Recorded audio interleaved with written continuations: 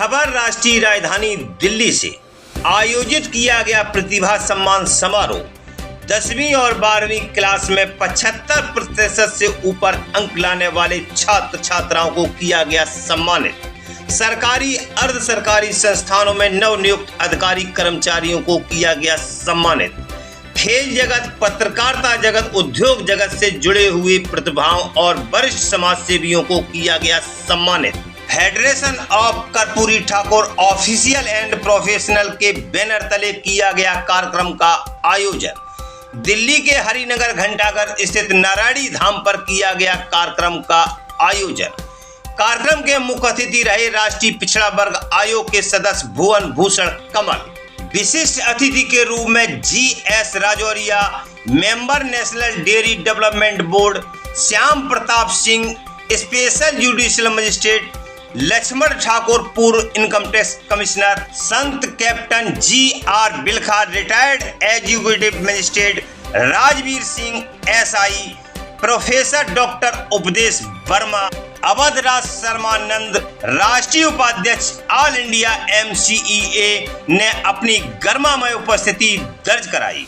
कार्यक्रम की अध्यक्षता की रिटायर्ड ADM M सूर्यनारायण ने और सफल संचालन किया पूर्व लेखाधिकारी राजेंद्र प्रसाद राजन एवं संजीत कुमार ने।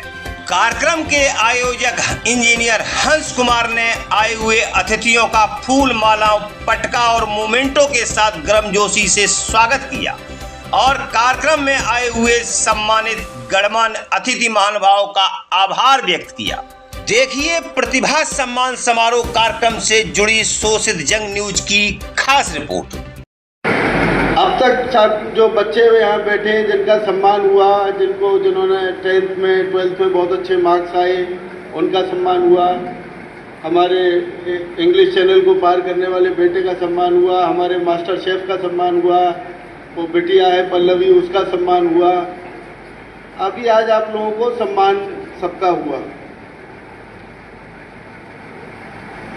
मेरे सामने दो ऐसी महान विभूति बैठी हैं जो समाज के लिए मुझको हमेशा कसते रहते हैं। आदरणीय अवधराज जी, हरदौरी लाल जी, आप लोगों को भी नमस्कार कर रहा हूं।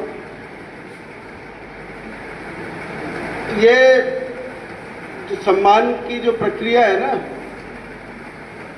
मैं सबने मीठा मीठा बोला है, मैं थोड़ा सा कठोर और कड़वा बोलूंगा। ये बहुत अच्छी शुरुआत भर है। बस ये आप ये समझ सकते हैं कि आपका पहला कदम है। आपने एक छोटी सी सफलता अर्जित की, मैं इसको बड़ी सफलता नहीं मानता। आपने एक छोटी सफलता अर्जित की लेकिन महत्वपूर्ण सफलता अर्जित की, क्योंकि जब पहली सीढ़ी चढ़ते हैं तभी अंतिम सीढ़ी तक पहुंच सकते हैं। जो पहली सीढ़ी नहीं चढ़ेगा वो टॉप पे कैसे पहुंचेगा। तो ये पहली सफलता है, पहली सीढ़ी चढ़ना। बहुत लोग चढ़ते हैं पहली सीढ़ी, दूसरी भी चढ़ते हैं, 12th में अच्छे नंबर आए,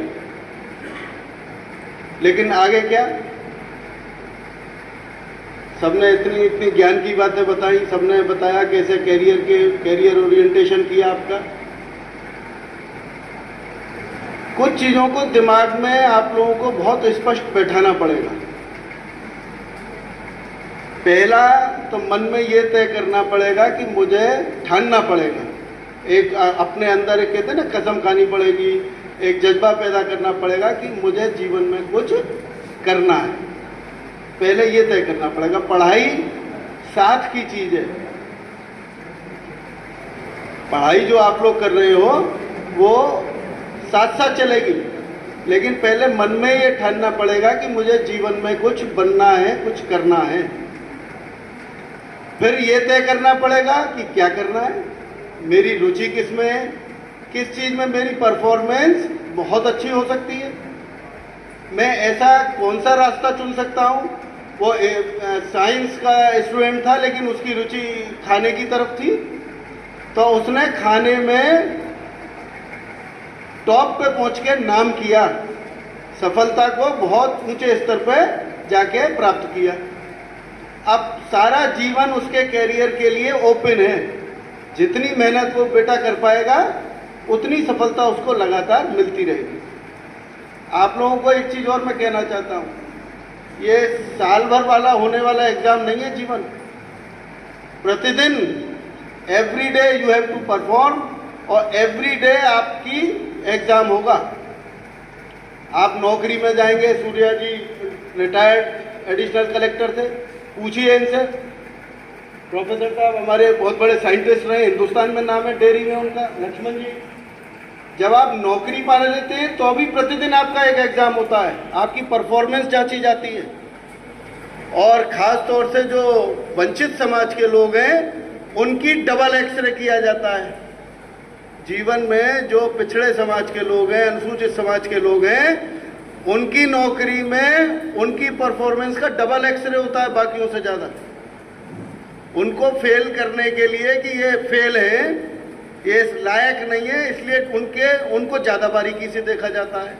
तो आपको औरों से दोगुनी मेहनत करनी पड़ेगी उनसे compete करने के लिए, उनसे बराबरी के लिए, उनसे सम्मान पाने के लिए। और जीवन में सम्मान पाने का केवल और केवल एक रास्ता है, आपकी योग्यता। महात्मा फुले, पेरियार, B.R. अम्बेडकर, ये लोग किसी इस वजह से महान नहीं बने कि ये किसी जाति विशेष से आते थे इसलिए उनको लोगों ने कहा आप महान हैं। सावित्रीबाई फुले, ये लोग इसलिए महान बने कि दे वर एक्सेप्शनली गुड। वो बहुत महान थे क्योंकि उनका व्यक्तित्व बहुत बड़ा था, उनके विचार बहुत बड़े थे, उनका ज्ञान बहुत बड़ा था, और फिर उन्होंने समाज के लिए जो किया वो सबसे बड़ा था, इसलिए महान बने। Doctor B.R. अम्बेडकर अनुसूचित जाति से आते थे, उनको कोई महान वर्ग, कोई घर गया था उनको माला पहनाने के लिए, उनको स्कूल में नहीं घुसने देते थे, लेकिन एक जिजीप्सा थी मन में जीतने की एक लगन थी। आज इस पुरस्कार के बाद हो सकता है कि पुरस्कार पाने के बाद आपके दिमाग खराब हो जाए, अरे हम तो बहुत अच्छे हैं। ये जीवन में हमेशा ये बात ध्यान रखना कि मुझे आज जो किया कल उससे बेहतर करना है, तब आप जीवन को जीत पाएंगे। प्रत्येक पल जो जा रहा है वो चला गया, अगले पल की परीक्षा के लिए तैयार होना पड़ेगा। ये लोग जितने मंच पे लोग बैठे हैं, ये कोई किसी को भी गिफ्ट में कोई चीज़ नहीं मिली। सब लोगों ने आउट ऑफ वे बहुत ज़्यादा मेहनत करने के बाद ये सफलता अर्जित की है, बहुत ज़्यादा संघर्षों के बाद ये सफलता अर्जित की है, बहुत ज़्यादा सामाजिक तिरस्कार को सहने के बाद ये सफलता अर्जित की है। अवध राज जी बैठे हैं हमारे पीछे, बहुत बड़े अधिकारी थे, कभी इस बात को महसूस किए बिना समाज की लड़ाई भी लड़ते रहे अपने साथ साथ, कार्य के साथ साथ। हरदौरी लाल जी बैठे, इन लोगों ने समाज के उत्थान की भी लड़ाई साथ साथ लड़ी। तो ये कॉन्फिडेंस अपने अंदर पैदा करना पड़ेगा कि मैं ईश्वर की संतान हूँ, मैं अपने माँ बाप की संतान हूँ, मैं किसी से कम नहीं हूँ, और मुझे बहुत अच्छा करके दिखाना है, सफलता जीवन में अर्जित करनी है, आगे बढ़ना है। मुझे अपने माँ बाप को वो सुख देना है जो मेहनत उन्होंने मुझे आगे बढ़ाने के लिए की, तो मुझे अपने परिवार का उत्थान करना है। जब मैं आज एक स्थान पर पहुंचूंगा तो मेरी आगे आने वाली संतति, मेरी संतान, उसको ये प्रेरणा मिलेगी और आगे बढ़ने के लिए। और पिछड़े समाजों के लिए, खास तौर से समाज के लिए, सब कुछ खोया हुआ है, अब तो केवल पाने का समय रह गया है, केवल अर्जित करने का समय रह गया है, ज़्यादा से ज़्यादा सम्मान अर्जित करने का समय रह गया है, ज़्यादा से ज़्यादा सफलता अर्जित करने का समय रह गया है। कोई और इसमें कुछ बड़ा कुछ भी नहीं है। मैं आपको एक बता रहा हूँ, मैं बहुत बड़े ऊंचे स्थान पर, बहुत ऊंचे पद पर बैठा हूँ, कुछ भी मुश्किल नहीं है जीवन में। लक्ष्य केंद्रित बनिए, मेहनत बहुत करनी पड़ेगी। इंग्लिश चैनल पार करते में कई बार ऐसा भी लग सकता था उसको, बेटे को, कि अरे अब मैं और आगे नहीं जा पाऊंगा, गड़बड़ हो जाती ना। लेकिन जब आप पानी में कूदते हैं और सामने केवल पानी दिखता है, 19 किलोमीटर है बेटा, कितना है, 19-20 किलोमीटर, 48 किलोमीटर, 48 किलोमीटर तक केवल पानी दिख रहा है। जिस दिन हिम्मत टूट जाती, जिस समय, वही समय खत्म हो जाता। लेकिन वो हिम्मत कि नहीं, इसको चीर के आगे जाऊंगा, समुद्र का सीना चीर के आगे जाऊंगा, किनारे तक पहुंचूंगा। पहुंचा ना। ये मेरे ट्विंस बिटिया बैठी हुई हैं, 97%, 95%। लेकिन इस 97-95 के बाद मेहनत अब डबल बोझ हो गया। इस सफलता को दोहराना भी है, कंटिन्यू रखना है अल्टीमेट सफलता तक। बहुत मेहनत करनी है। तनाव बिल्कुल मत लीजिए, तनाव से मेहनत की आपकी परफॉर्मेंस में कमी आएगी, मेहनत में भी कमी आएगी और परफॉर्मेंस में भी कमी आएगी। कोई तनाव मत लीजिए, अच्छी अच्छी फिल्में देखिए मनोरंजन के लिए, कोई बुरी बात नहीं है। हर चीज़ का एक जीवन का एक टाइम टेबल डिसिप्लिन होना चाहिए।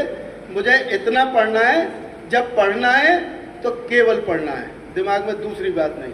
लेकिन जब फिल्म देखनी है तो पढ़ाई की बात दिमाग में नहीं, फिल्म देखनी है। माँ बाप के साथ भी रहना है, घर के काम में हाथ भी बटाना है। मैं एक अनुरोध और करूँगा बच्चों से और उनके माता पिता से कि मोबाइल की बातें यहाँ बहुत सब हो रही थी, मैं भी उस बात को मैं हामी भर रहा हूँ। मोबाइल बहुत आवश्यक अंग है, लेकिन एक मोबाइल में ऐप आती है जिसमें आप पर डे रात को ये देख सकते हैं कि आज मैंने कितना मोबाइल यूज़ किया, आती है ना। और उसमें ये भी आ जाता है कि मैंने कौन सी ऐप कितनी देर यूज़ करी, तो उसको भी चेक किया करो रात सोने से पहले कि मैंने व्हाट्सएप पे कितनी देर दिया, यूट्यूब पे कितनी देर दिया। अगर यूट्यूब 2 घंटे देखा तो मैंने क्या देखा। मैंने ये देखा कि वो शेफाली जरीवाला कैसे मर गई, या मैंने ये देखा कि मेरे से संबंधित ज्ञान की बात कौन सी है। दिमाग एक अलमारी की तरह है, आपके घर में अलमारियां होंगी, केवल अलमारी है, कंसेप्ट बड़ा क्लियर है। क्या आप घर के रोज फेंकने वाले कूड़े को अपनी अलमारी में रखते हो? नहीं रखते ना। क्यों? अलमारी में बहुत करीने से जरूरत की चीज़ है, ये मेरी शर्ट है, ये पैंट है, ये मेरी बुक्स है, ये बहुत तरीके से हम लोग चीज़ें रखते हैं अलमारी में। केवल ज़रूरत की चीज़ें जिनकी हमें आवश्यकता है, फालतू की चीज़ें हम अलमारी से निकाल के फेंक देते हैं। यही दिमाग का सिस्टम है। कूड़ा करकट फालतू की चीज़ें दिमाग में रखोगे, स्पेस तो उतना ही है, तो आप काम की चीज़ें बाहर निकालते जाओगे। और जब काम की चीज़ें रखना शुरू करोगे तो ऑटोमेटिकली स्वतः रूप से फालतू की चीज़ें दिमाग से निकलती चली जाएंगी। अच्छे लोगों की, महान लोगों की जीवनियाँ पढ़ो, उनकी संघर्ष गाथा से प्रेरणा मिलती है, ज्ञान मिलता है। कैसे इन लोगों ने जो है विपरीत परिस्थितियों में, जब और टाइम्स थे, जब इनके जमाना इनके खिलाफ था या परिस्थितियां इनके खिलाफ थी, तो इन लोगों ने कैसे उसको पार किया, कैसे सफलता अर्जित की। महान लोगों की जीवनियाँ पढ़िए, मोबाइल पे नहीं पढ़नी है, पुस्तक ही पढ़िए। अखबार का वाचन, इंग्लिश का अखबार प्रतिदिन पढ़ना है और थॉरोली पढ़ना है। उसमें एडिटोरियल्स, ये सब चीज़ें जो आती हैं, उसमें तमाम ऐसे शब्द आएंगे जिनका आपको मतलब नहीं समझ में आएगा।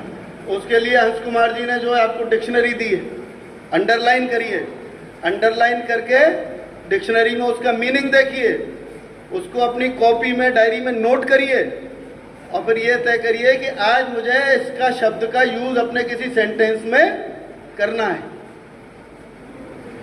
बोल के पढ़िए इंग्लिश का न्यूज़पेपर। हिंदी का मैं देखता हूँ बच्चे हिंदी के शब्द प्रॉपर नहीं लिख पाते। लिखिए, रोज जो पढ़ रहे हैं उसको लिखिए भी, और खुशी जिसमें मिले उस कैरियर को चुनिए, सफल होने के लिए चुनिए। केवल बहुत मेहनत करी लेकिन गलत दिशा में करी तो फिर वो डिप्रेशन होता है, असफलता से बहुत परेशानी भी होती है। और ये सोच के कि आज मुझे सफलता नहीं मिली, मैं एक छोटा सा किस्सा सुनाता हूँ। मेरा कज़न एडिशनल डिस्ट्रिक्ट जज है, 6 बार उसको रिजेक्ट किया इंटरव्यू में। एक बार हमने भी उससे कह दी भाई छोड़ दे, कुछ और कर ले। उसने कहा नहीं, ये कैसे रिजेक्ट कर सकते हैं मुझको। 7वीं बार में वो टॉपर, टॉप 10 रैंक में आया और आज वो एडिशनल डिस्ट्रिक्ट जज है उत्तराखंड में। 6 बार की सफलता से घबराया नहीं, इसलिए 7वीं बार उसको सफलता मिली। तो असफलता से मत घबराइए।